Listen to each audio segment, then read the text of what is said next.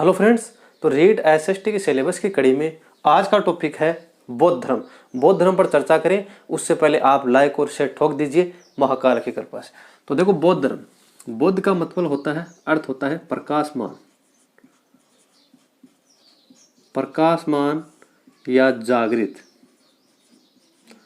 बौद्ध का अर्थ क्या होता है? प्रकाशमान या जागृत। तो बौद्ध धर्म पढ़े उससे पहले उसकी जो नींव है किसने रखी, क्या? तो महात्मा जो गौतम बुद्ध है उसकी जीवनी के बारे में हमको थोड़ा सा जानना पड़ेगा। तो सबसे पहले हम देख लेते हैं गौतम बुद्ध का जीवन परिचय। गौतम बुद्ध का जीवन परिचय। देखो, सबसे पहले बात करते हैं जन्म की। तो जो जन्म है वो आपका लुम्बिनी, जो नेपाल में है वर्तमान में, 563 ईसा पूर्व में हुआ। लुम्बिनी जो नेपाल में है, 563 ईसा पूर्व में क्या हुआ? जन्म हुआ। पिता कौन थे महात्मा बुद्ध या गौतम बुद्ध के पिता? तो वो थे शुद्धोधन, सांक्य वंश के गणराजा। जो सांक्य वंश था उसके क्या थे? गणराजा थे। बात करते हैं माता की। माता थी महामाया देवी।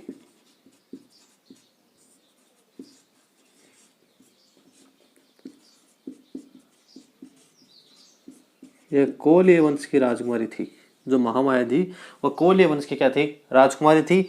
और इस गौतम बुद्ध के जन्म के 7वें दिन क्या हो गई? इस महामाया की मृत्यु होगी। कौन से दिन? 7वें दिन, बुद्ध के जन्म के उपरांत। इसलिए जो गौतम है उसका पालन पोषण, गौतम बुद्ध का जो पालन पोषण है, पालन पोषण, वो इसकी मौसी, गौतम बुद्ध की जो मौसी थी प्रजापति गौतमी, प्रजापति गौतमी ने क्या किया? महात्मा या गौतम बुद्ध का पालन पोषण किया। जो क्या लगती थी? उसकी महात्मा या गौतम बुद्ध की मौसी लगती थी। अब देखो, बचपन का नाम।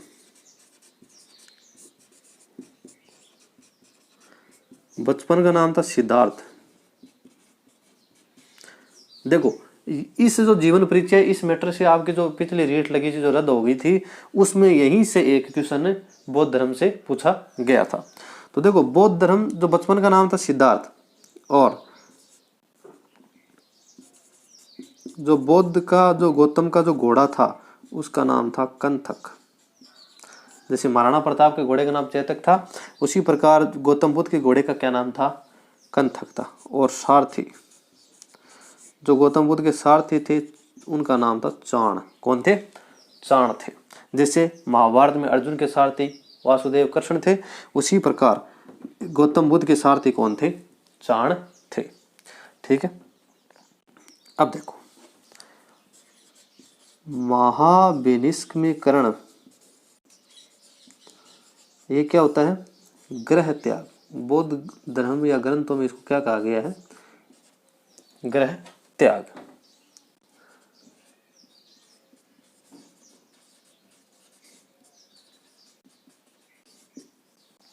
पहले आप ये देख लो,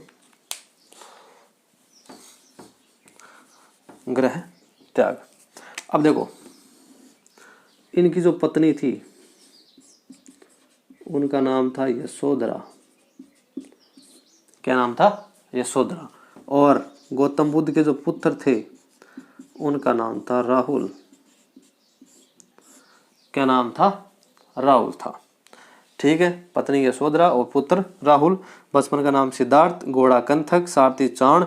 महाविनिष्क्यकरण का मतलब होता है ग्रह त्याग। गौतम का जो पालन पोषण है मौसी प्रजापति गौतमी ने किया, और माता महामाया देवी, शुद्धोधन पिता थे। लुम्बिनी नेपाल 563 ईसा पूर्व में क्या हुआ? उनका जन्म हुआ था।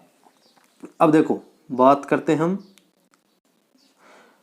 हमने महाविनिष्करण ग्रह त्याग की बात की, तो ग्रह त्याग के बाद वह वे आम पिए जो अमर उद्यान है वैशाली के निकट, वहां रुके। आम पिए अमर उद्यान रुके, तो सबसे पहले वो मिले किससे? वैशाली के एक आचार्य थे। देखो वैशाली के समीप मिले किससे? आचार्य अलार कलाम से।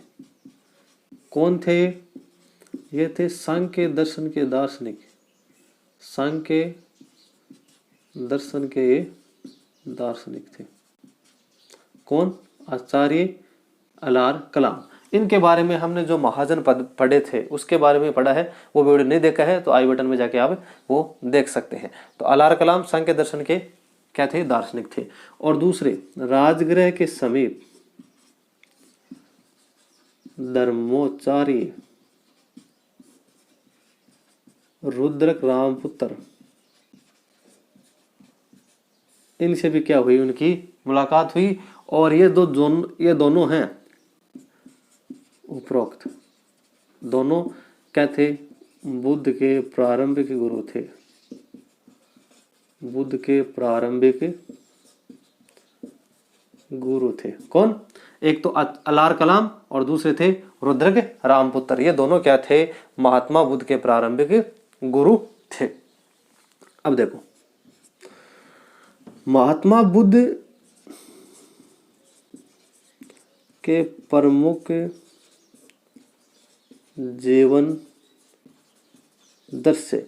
जब महात्मा बुद्ध ने वैराग्य धारण किया तो उसके पीछे क्या कारण रहे? उसके पीछे 4 उन्होंने ऐसे दृश्य देखे जिनके कारण उन्होंने क्या कर लिया? वैराग्य या संन्यास का रूप धारण कर लिया। तो वो कौन कौन से थे? तो देखो पहला तो था आपका बीमार व्यक्ति, दूसरा था वृद्ध व्यक्ति, तीसरा था मृत व्यक्ति, और चौथा था आपका सन्यासी प्रसन्न मुद्रा में।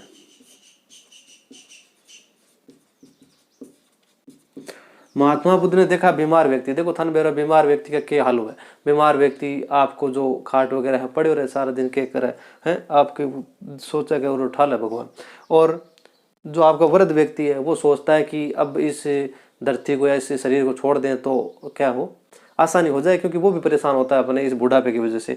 और मृत व्यक्ति पता है कि एक दिन की जिंदा तो कोई अमर तो है नहीं, किसी सभी को मरना है, इसलिए मृत। और सन्यासी उसको सबसे, जो गौतम बुद्ध है सबसे अच्छा लगा उनको सन्यासी, क्यों? वो प्रसन्न मुद्रा में रहता है, ना कोई घर का टेंशन और ना किसी बीमार का, ना किसी उसको मोह माया का टेंशन है, सारा एकदम फ्री माइंड। इसलिए उन्होंने सन्यास प्रसन्न मुद्रा में जो व्यक्ति देखा उनकी तरह वो बनना चाहा, और इसलिए उन्होंने क्या कर लिया? वैराग्य धारण कर लिया। वैराग्य धारण कर लिया। चलो ज्ञान प्राप्ति। तो वैशाख पूर्णिमा की रात, जिसे हम बुद्ध पूर्णिमा भी कहते हैं, बुद्ध पूर्णिमा, वैशाख पूर्णिमा की रात निरंजना या जो पुनपुन नदी है आपकी, नदी तट पर पीपल वृक्ष है, जिसे बोधि वृक्ष कहते हैं, जिसे क्या कहा जाता है? बोधि वृक्ष के नीचे 35 वर्ष की आयु में, 35 वर्ष की आयु में। देखो वैशाख पूर्णिमा, जिसे हम बुद्ध पूर्णिमा कहते हैं, वैशाख पूर्णिमा की रात को निरंजना नदी, पुनपुन नदी तट पर पीपल वृक्ष, बोधि वृक्ष के नीचे, जिसे बोधि वृक्ष कहते हैं, किसको? पीपल वृक्ष को, 35 वर्ष की आयु में उन्होंने क्या किया? ज्ञान प्राप्त किया। और हमने पहले भी देखा था, गृह त्याग 29 वर्ष की आयु में, 29 वर्ष की आयु में। बात कर लेते हैं महापरिनिर्वाण। बौद्ध ग्रंथों में कहा गया है मृत्यु। मृत्यु को क्या कहा गया है? महापरिनिर्वाण। इस महापरिनिर्वाण का अर्थ होता है दीपक बुझ जाना। दीपक बुझ जाना मतलब जो जीवन मरण का चक्कर है, जीवन मरण के चक्कर से मुक्त होना। निर्वाण का बौद्ध ग्रंथों में अर्थ है दीपक बुझ जाना, जिसका अर्थ होता है जीवन मरण के चक्कर से क्या हो जाना? मुक्त हो जाना। महापरिनिर्वाण उसको कहते हैं। तो गौतम बुद्ध के महापरिनिर्वाण की बात करें तो 483 ईसा पूर्व मल्लों की नगरी, मल्लों की जो राजधानी थी, मल्लों की राजधानी कौन सी थी? एक तो कुशीनगर के मल और पावा के मल।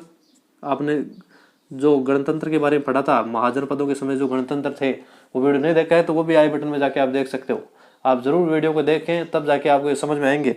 जो कुशीनगर है, मल्लों की राजधानी थी, वहां पे इनको क्या हो गया? निर्वाण प्राप्त हुआ 483 ईसा पूर्व में, 80 वर्ष की आयु के अंदर। आगे बात समझ में महापरिनिर्वाण की। अब बात कर लेते हम जो बौद्ध धर्म है या जो बौद्ध महात्मा बुद्ध है, उसके जीवन से संबंधित कुछ प्रतीक हैं। तो देखो, घटना और प्रतीक बुद्ध के जीवन से संबंधित हैं। कई बार क्यों सुनाता है? जन्म का जो प्रतीक है वो कमल व सांड है। कमल व सांड है किसका? जन्म का प्रतीक। आई बात समझे? ग्रह त्याग की बात करें तो उसका प्रतीक है घोड़ा। क्या है? घोड़ा। ग्रह त्याग की बात करें। निर्वाण की बात करें तो वो है पद चिन्ह। निर्वाण का जो प्रतीक है वो क्या है? पद चिन्ह। महापरिनिर्वाण का जो चिन्ह है, प्रतीक है, वो क्या है? स्तूप है। वो क्या है? स्तूप है। आगे बात समझे। जन्म का कमल व सांड है, ग्रह त्याग का घोड़ा है, निर्वाण का पद चिन्ह है और महापरिनिर्वाण का क्या है? स्तूप आपका प्रतीक के रूप में है। अब देखो, बौद्ध धर्म की जो शिक्षाएं एवं सिद्धांत है वो देखो। बौद्ध धर्म के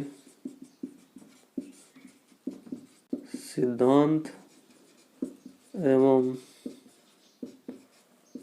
शिक्षाएं, बौद्ध धर्म के सिद्धांत एवं शिक्षाओं के बारे में देखें तो देखो, उरुवेला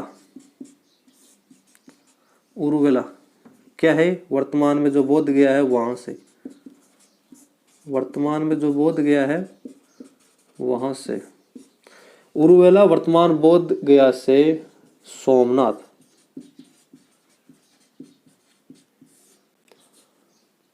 सोमनाथ की यात्रा की और इस सोमनाथ में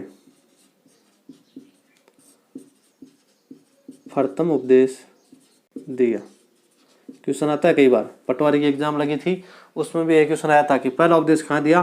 सोमनाथ में दिया। और इसी उपदेश को, जो प्रथम उपदेश था, इसको जैन जो आपके बौद्ध धर्म ग्रंथ हैं उनमें क्या कहा गया है? धर्म चक्र परिवर्तन कहा गया है। धर्म चक्र परिवर्तन कहा गया है। किसे कहा गया है? इन्हीं उपदेश को क्या कहा गया है? इन्हीं उपदेश को क्या कहा गया? धर्म चक्र परिवर्तन कहा गया है। अब देखो बात करते हैं आगे की। सबसे पहले दो शूद्र व्यक्तियों ने बुद्ध के रूप में, बुद्ध के अनुयायी के रूप में क्या ली? शिक्षा ली। कौन कौन थे? उनके नाम थे, एक के तो नाम था तपसु और दूसरा था बल्लिक। शूद्र क्या बने? अनुयायी बने गौतम बुद्ध के। तपसु और भल्लिक शूद्र, हमने वर्णा व्यवस्था जो वैदिक सभ्यता है वो पढ़ी है, वो भी वीडियो अगर नहीं देखा है तो आई बटन में जाके वो भी आप देख सकते हैं। तपसु भल्लिक और क्या थे वो? शूद्र अनुयायी बने थे। अब देखो, आपका राजा था बिंबिसार। इन्होंने महात्मा गौतम बुद्ध को क्या किया? आमंत्रित किया। बुद्ध को आमंत्रित किया बिंबिसार ने, और वेणुवन विहार क्या दे दिया? दान में दिया। किसको? गौतम बुद्ध को। किसने दिया? बिंबिसार ने वेणुवन विहार दान में दिया। फिर बात करते हैं, तो वैशाली के जो लिच्छवी हैं,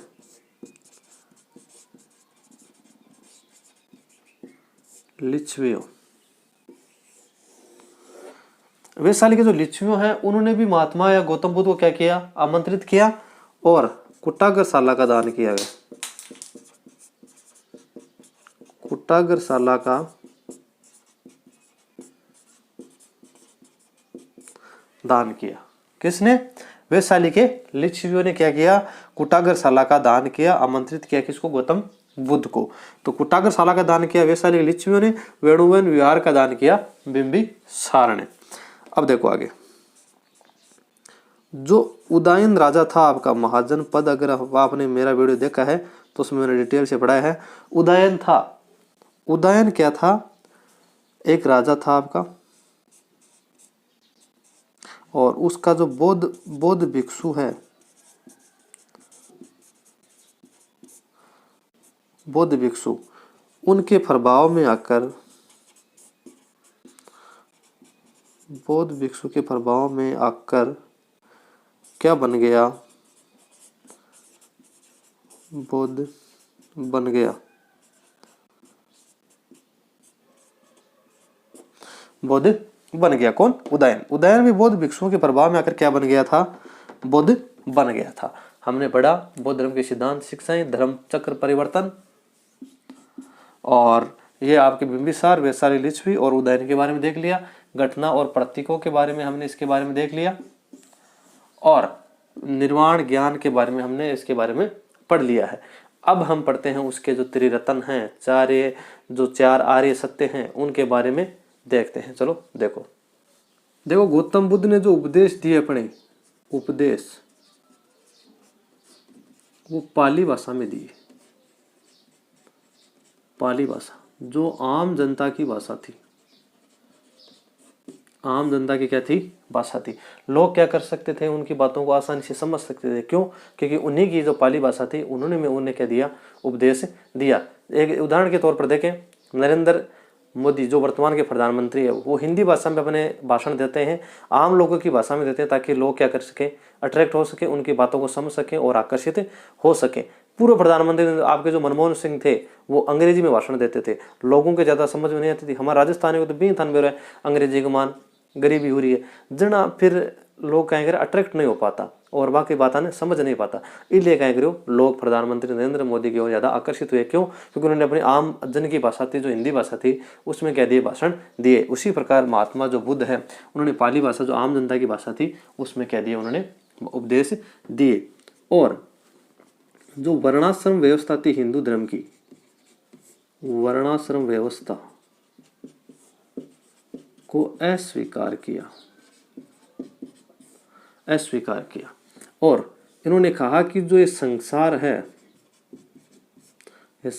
है वो दुखमय, संसार या सृष्टि क्या है? दुखमय है और क्षणिक आत्मविहीन है। क्षणिक है और आत्मविहीन है। किसने कहा? गौतम बुद्ध ने, महात्मा बुद्ध ने कहा। अब देखो त्रिरत्न, जो बुद्ध धर्म के जो त्रिरत्न हैं, वो देखो आपका है बुद्ध,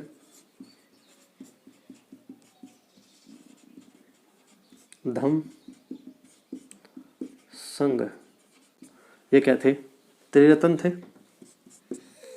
अब बात कर लेते हैं चार जो आर्य सत्य हैं बौद्ध धर्म के, उनके बारे में। कौन कौन से हैं देखो,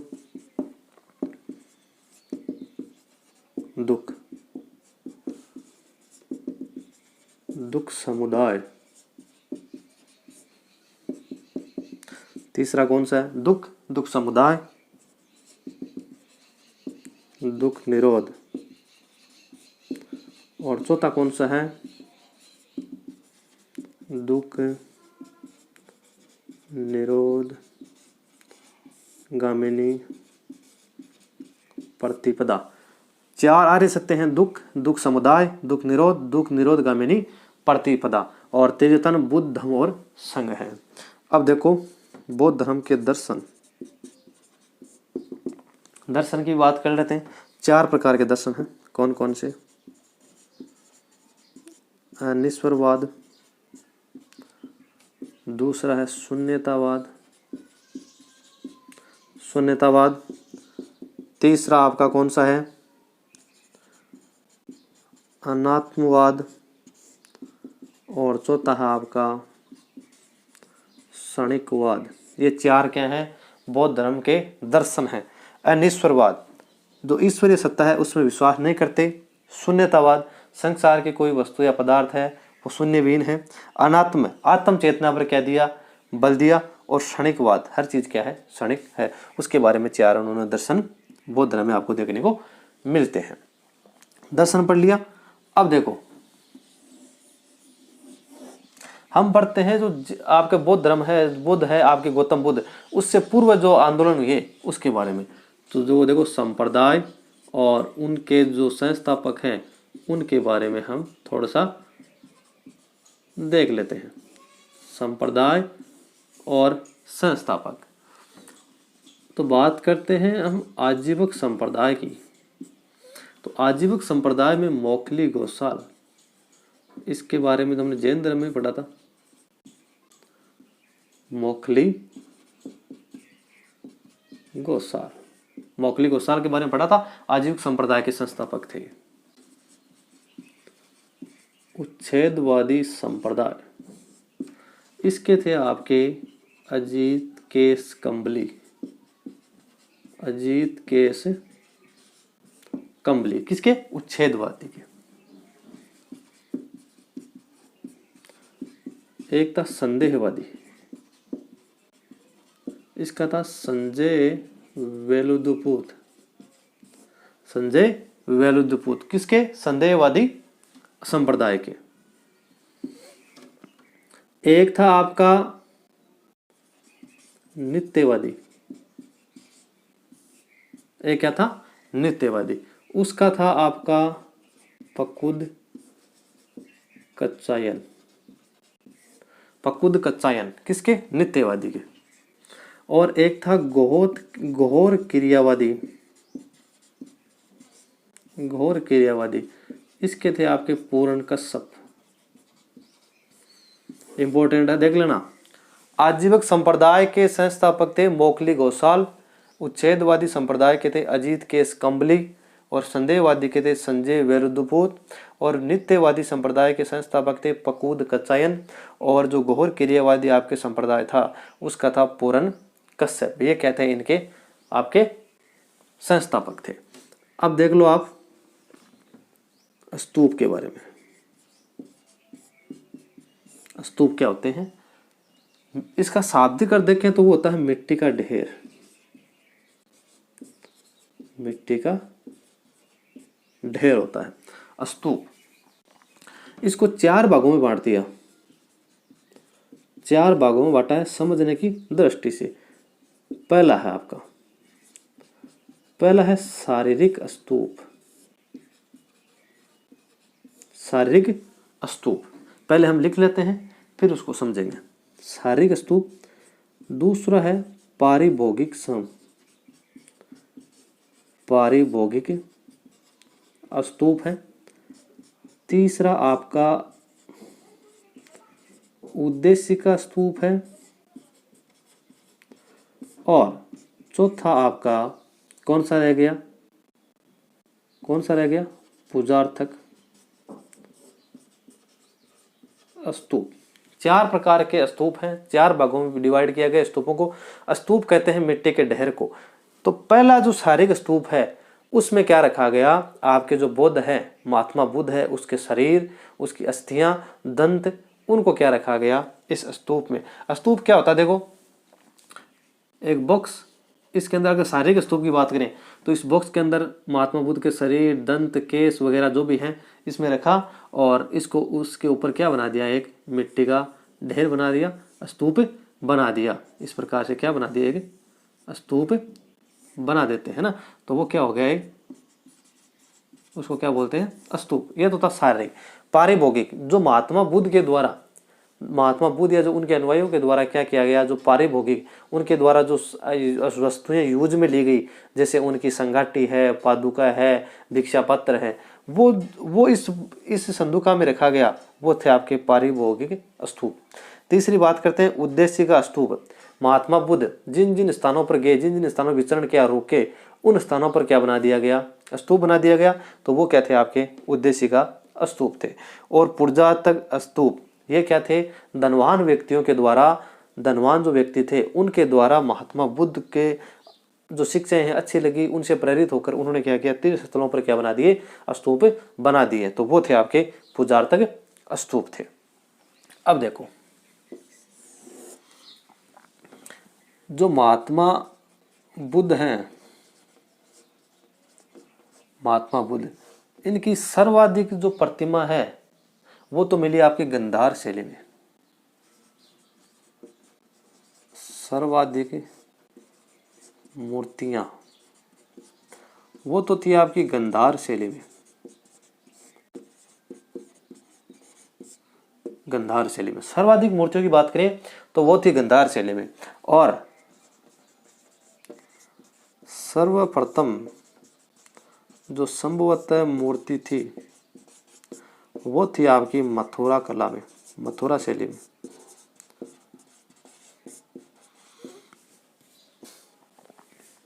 महात्मा बुद्ध सर्वाधिक मूर्तियां गंधार शैली में मिली, और सर्वप्रथम जो मूर्ति मिली थी वो माना जाता है कि वो मथुरा शैली में आपकी मूर्ति रही थी। किसकी, महात्मा बुद्ध या गौतम बुद्ध की।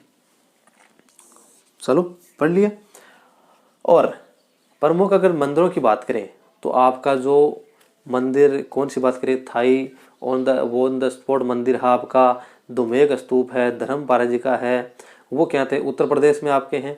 और बोधि वृक्ष जो आपका मंदिर है बिहार के अंदर है। तो ये भी क्या है, आपके कुछ मंदिर वगैरह हैं। तो हमने संप्रदाय, उसके जो आपकी शिक्षाएं, उपदेश, संदेश थे और स्तूप थे और उनकी मूर्तियों के बारे में आज हमने पढ़ लिया। बाकी का जो बौद्ध धर्म के बारे में है वो हम पढ़ेंगे नेक्स्ट वीडियो में। Thank you, all the best.